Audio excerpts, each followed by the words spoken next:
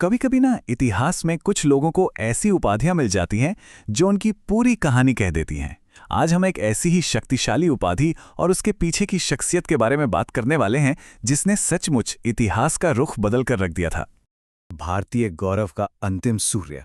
वाह, क्या जबरदस्त उपाधि है ना। ये सिर्फ शब्द नहीं है, इनमें एक पूरी विरासत छिपी है।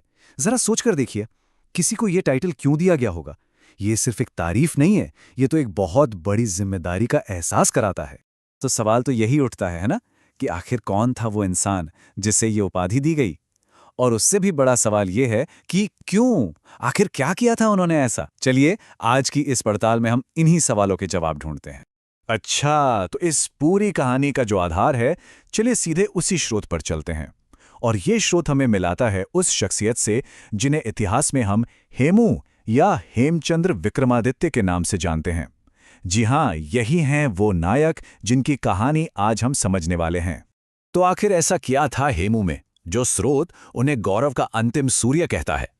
चलिए एक एक करके उनके जीवन के पन्ने पलटते हैं और समझने की कोशिश करते हैं। देखिए, स्रोत के हिसाब से हेमू की महानता के पीछे दो बड़ी वजहें थीं। पहली, वो एक ऐसे योद्धा थे जिन्हें हराना लगभग नामुमकिन था, और दूसरी, वो दिल्ली के तख्त पर बैठने वाले आखिरी हिंदू सम्राट थे। और ये दोनों ही बातें अपने आप में इतिहास बनाने वाली थीं। तो सबसे पहले उनकी योद्धा वाली पहचान की ही बात करते हैं। स्रोत हमें एक ऐसा नंबर बताता है जो सच कहूं तो किसी को भी चौंका देगा। 22 ये कोई छोटा मोटा नंबर नहीं है। स्रोत के मुताबिक हेमू ने एक के बाद एक बिना रुके पूरी 22 लड़ाइयां जीती। अब आप सोचिए, ये किस तरह का मिलिट्री रिकॉर्ड है। मतलब इतिहास में ऐसा कारनामा बहुत ही कम देखने को मिलता है। और हाँ, ये नहीं कि ये जीते किसी छोटी मोटी सेना के खिलाफ थी। नहीं, हेमू ने उस दौर की दो सबसे बड़ी ताकतों को हराया था, अफगानों को भी और ताकतवर मुगलों को भी। लेकिन देखिए, हेमू की कहानी सिर्फ जंग के मैदानों तक ही नहीं रुकती। उनकी असली विरासत तो इस बात में है कि उनके शासन का ऐतिहासिक महत्व क्या था। 350 साल। जरा इस नंबर पर गौर कीजिए। 350 ईयर्स मतलब लगभग 3.5 सदियों से उत्तर भारत पर मुस्लिम शासकों का ही राज था।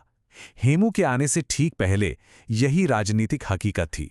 और बस यहीं पर आकर हेमू ने इतिहास का पहिया ही घुमा दिया। उन्होंने 350 साल से चली आ रही इस पूरी परंपरा को तोड़ा और उत्तर भारत में, दिल्ली में एक बार फिर से हिंदू शासन की नींव रखी। हाँ, ये बात सही है कि उनका शासन बहुत लंबा नहीं चला, लेकिन उसका जो सांकेतिक मतलब था वो बहुत बहुत गहरा था। ऐसा लग रहा था मानो एक नए दौर की शुरुआत हो गई हो।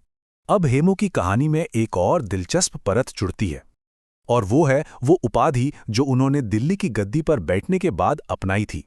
उन्होंने उपाधि ली विक्रमादित्य। अब ये सिर्फ एक नाम नहीं था, ये भारतीय इतिहास की सबसे गौरवशाली परंपराओं में से एक थी। विक्रमादित्य का टाइटल अपनाकर हेमू खुद को उन महान सम्राटों की लीग में रख रहे थे जिन्होंने भारत के सुनहरे दौर को बनाया था। ये एक बहुत बड़ा बयान था। तो अब जब हम इन सारी कड़ियों को एक साथ जोड़कर देखते हैं, एक ऐसा योद्धा जो 22 जंगें जीता हो, एक ऐसा शासक जिसने 350 साल का इतिहास बदल दिया हो, और एक ऐसा सम्राट जिसने विक्रमादित्य जैसी महान उपाधि धारण की हो, तब जाकर हमें उस भव्य टाइटल का, भारतीय गौरव का अंतिम सूर्य का असली मतलब समझ में आता है। और यहीं आकर कहानी एक बहुत दिलचस्प सवाल छोड़ जाती है। हम जानते हैं कि हेमू का शासनकाल बहुत छोटा था, लेकिन उनकी विरासत आज भी कितनी बड़ी है। तो ये बात हमें सोचने पर मजबूर करती है कि क्या किसी की महानता को उसके शासनकाल की लंबाई से नापना चाहिए, या फिर उस असर से जो वो पीछे छोड़ गए हैं। शायद हेमू की कहानी इसी सवाल का जवाब है।